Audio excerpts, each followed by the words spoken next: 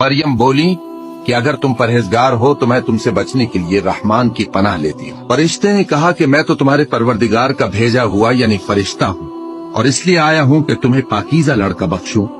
مریم نے کہا کہ میرے ہاں لڑکا کیوں کر ہوگا جبکہ مجھے کسی مرد نے بطور شوہر چھوا تک نہیں اور میں بدکار بھی نہیں ہوں۔ فرشتے نے کہا کہ یوں ہی ہوگا، تمہارے پروردگار نے فرمایا کہ یہ مجھے آسان ہے اور میں اسے اسی طریق پر پیدا کروں گا تاکہ اس کو ہم لوگوں کے لیے اپنی طرف سے نشانی اور ذریعہ رحمت بنائے، اور یہ کام مقرر ہو چکا ہے۔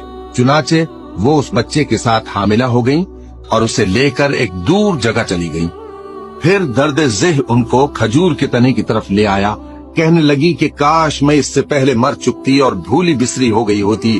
تب ان کے ٹیلے کے نیچے کی جانب سے فرشتے نے ان کو آواز دی کہ غمناک نہ ہو، تمہارے پروردگار نے تمہارے نیچے ایک چشمہ پیدا کر دیا ہے